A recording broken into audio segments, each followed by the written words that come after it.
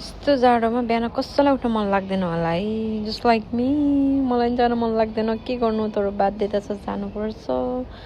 अनि उठेर बेड मिलाएर ब्रस गर्नतिर लागेँ म। अनि ब्रस गरेर मुख धुन गएँ। अनि एउटाले चाहिँ त्यहाँ क्यामेरा देखेछ, अनि रेडी भएर म गएको लागेँ। किनकि गएको त फेरि 10 मिनटमा रेडी भएर निस्किनु पर्ने हुन्छ, किनकि बिहान उठ्नै सक्दैन नि त। अनि यत्तिको चाहिँ दगाउनुपर्छ है, जहाँ पनि बसेपछि यत्तिको चाहिँ जसले पनि दगाउन सक्छ होला। यति म त 8-9 मिनट लाग्ने स्टेसनसम्म पुग्न, लाइक 4-5 मिनटमा पुगिदिन्छु क्या म दगुरेर। अनि दौडिँदा यस्तो भइसकेको थियो हामी चाहिँ। अनि त्यही पनि स्टिल क्लासको टाइममा पुग्नको लागि चाहिँ यति मिहिनेत गरिरहेको थिएँ कि यति दौडेको थिएँ।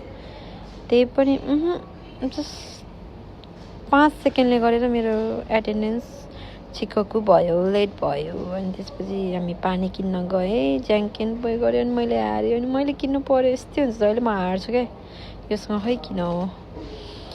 अनि त्यसपछि हामी ब्रेक भएर 10 मिनटको ब्रेकमा कफी लिन गएँ। पछि प्याक हुन्छ भनेर खासै हामीले चाहिँ प्राय अगाडि नै जान्छौँ क्या, त्यो एकदमै मान्छे धेरै हो नि त स्टुडेन्टहरू। अनि प्याक हुन्छ, अनि लाइन बस्दा टाइमै कस्तो मत्ताइ नै हुन्छ क्या। अनि त्यसपछि अनि 45 मिनटको ब्रेक थियो। अनि क्लासमा गएर क्लासको बाहिर बसेर खाजा खायौँ।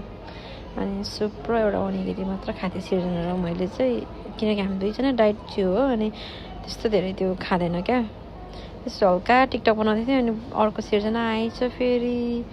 अनि त्यसपछि घर जाने बेला भयो। अनि घर जाने बेला भएपछि चाहिँ अनि हामी घरतिर लाग्यौँ। एकचोटि चाहिँ जिस्किँदै थियो कि, अनि मैले यसलाई पिरिदिएँ एकचोटि। यस्तो प्याक हुन्छ कि घर जाने बेला रिस चाहिँ उठेर आउँछ। स्टुडेन्टहरू धेरै छ नि त यो गएकोमा, अनि सबै एकैचोटि छुट्टी भएपछि त अनि यस्तो प्याक हुन्छ। अनि सिर्जना नि आफ्नो घर गएँ, अनि म चाहिँ कामतिर लागेँ। अनि मेरो चाहिँ काममा जान 30 मिनट जति लाग्छ। अनि एउटा ट्रेन गएपछि मात्र बल्ल मेरो ट्रेन आउँछ क्या त्यहाँ जाने। अनि I have to wait for around 10 minute जति। अनि वेट गरेपछि बल्ल ट्रेन आयो।